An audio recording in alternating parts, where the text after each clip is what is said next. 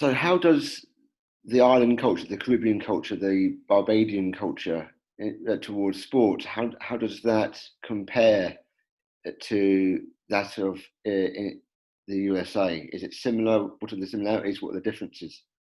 Okay. What I could say is that when it comes to the culture in the islands, in most sports, everybody pretty much has a raw talent.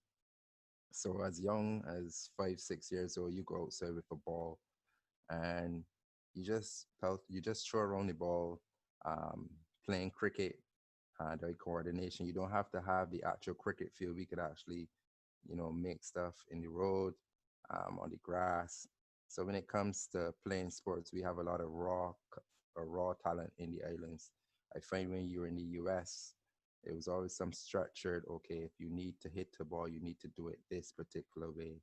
And they always had this way of just planning on how to make a player do something when it just came natural for us in the Caribbean, or at least Barbados. My background is in coaching. Yeah. I'm a hockey coach, football coach, and there's a discussion right now.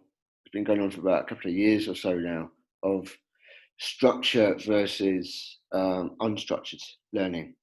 Hmm. Of how can a coach create an unstructured structured environment for someone to learn? I think there are many games children play in sports which teaches them how to play without them realizing they're being taught. Yeah. It sounds like that's sort of what you're describing between it, in terms of Yeah. what Yeah, happens. that's exactly it. That's exactly it. We have a lot of guys here in Barbados, natural athletes that just runners. They could just run, you know. One person that comes to mind, not from Barbados, Usain Bolt.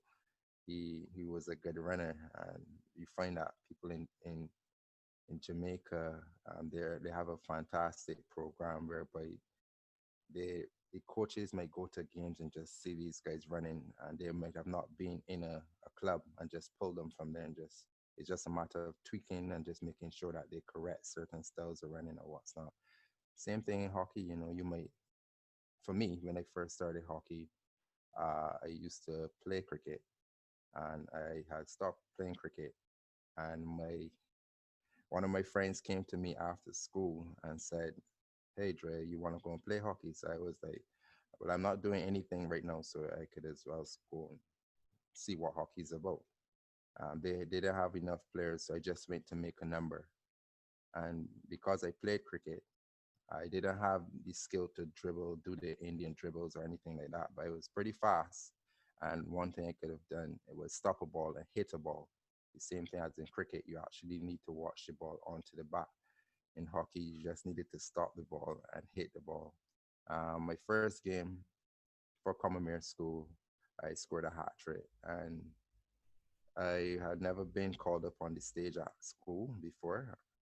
My name was called out, and I felt like a king because I've never been called out before. And that was the changing point in my life when it came to hockey.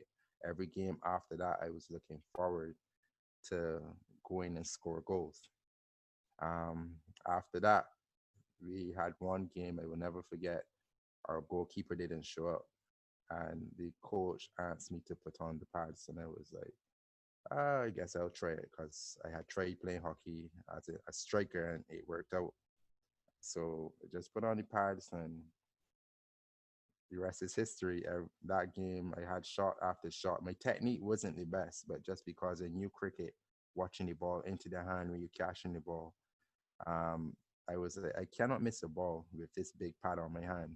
So it came so easy. I just needed to tweak up on my footwork, my technique, how to save the ball, head over the ball, pushing it to the side. That was all I needed to know from there.